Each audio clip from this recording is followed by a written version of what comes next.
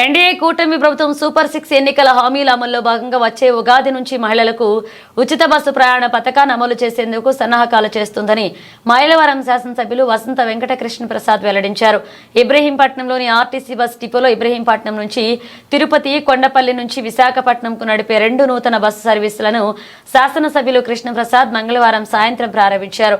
ఈ సందర్భంగా మాట్లాడుతూ నష్టాల బాటలో ఉన్న ఆర్టీసీ ఇప్పుడిప్పుడే గాడిలో పడుతోందన్నారు. కర్ణాటకలో, తెలంగాణలో మహిళలకు ఉచిత బస్సు ప్రయాణం కారణంగా అక్కడ ప్రజా రవాణా సంస్థల కొంత ఇబ్బందుల్లో పడ్డాయన్నారు. మన రాష్ట్రంలో కూడా అమలు కానున్న ఉచిత బస్సు ప్రయాణ పథకాన్ని మహిళలు, సోదరీమణులు అవసరమైన మేరకే వాడుకోవాలన్నారు. అనవసరంగా బస్సులో ప్రయాణం చేస్తే అది మన సంస్థకు, మన రాష్ట్రానికి కూడా నష్టమన్నారు. ఏపీఎస్ఆర్టీసీపై కొన్ని లక్షల కుటుంబాలు ఆధారపడి జీవిస్తున్నాయన్నారు. ఎన్నికల మేనిఫెస్టోలో ఏమైతే చంద్రబాబు నాయుడు గారు చెప్పారో సూపర్ 6 పథకాల్లో భాగంగా మహిళలకి ఉచిత ప్రయాణం అని చెప్పి అది కూడా కూటమి ప్రభుత్వం ప్రారంభిస్తుంది. కాకపోతే నష్టాల్లోంచి ఇప్పుడే ఆర్టీసీ క్రమక్రమంగా బయటకు వస్తూ ఉంది. కొంచెం దాని కాళ్ళ మీద అది నిలబడతా ఉంది.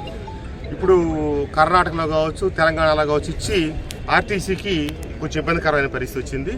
మన రాష్ట్రంలో మహిళా మండలికి నేను కోరేది ఏంటంటే పథకం ప్రారంభం అవుతుంది, కానీ అవసరమైతేనే తిరగండి అమ్మ. ఊరికి ఎక్కి తిరిగినందువల్ల అది మీకే నష్టం, మీ బిడ్డల భవిష్యత్తుకి నష్టం, మన రాష్ట్రానికి నష్టం, సంస్థకు నష్టం. ఎందుకంటే సంస్థ మీద ఆధారపడి కొన్ని లక్షల మంది ఉద్యోగస్తులు, మధ్యతరగతి వాళ్ళందరూ బతుకుతూ ఉన్నారు. కాబట్టి ప్రభుత్వం ఇచ్చేది అన్న ఎన్టీ రామారావు గారు ఆ రోజున కిలో 2 రూపాయల బియ్యం ప్రవేశపెట్టారంటే 40 ఏళ్ల తర్వాత కూడా ఈరోజు రాష్ట్రంలో, దేశంలో ఆ పథకం అమలు అవుతుంది అనమాట.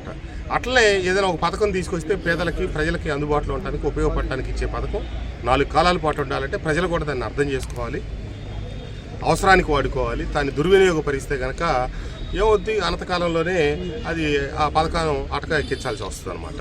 కాబట్టి ఈ పథకం కూడా సక్సెస్ కావాలని, తద్వారా ఆర్టీసీకి మంచి పేరు రావాలని, ఈరోజు ఏమైతే 2 సర్వీసులు ఇటు పుణ్యక్షేత్రమైన తిరుపతి, అటు మన ఫైనాన్షియల్ క్యాపిటల్ కాబోతున్నటువంటి వైజాగ్, రెండింటికి వెళ్ళే సర్వీసులు కూడా ఈ ప్రాంతం నుంచి ప్రయాణం చేసే ప్రయాణికులు సురక్షితంగా వాళ్ళ గమ్యస్థానాలకు చేరుకోవాలని, మన దగ్గర నుంచి ప్రారంభమవుతున్న ఈ సర్వీసులు సిబ్బంది అప్రమత్తంగా నడిపి అంతా బాగుండాలని చెప్పి, సుఖప్రదం కావాలని చెప్పి కోరుకుంటూ ధన్యవాదాలు తెలియజేస్తాను. Thank you.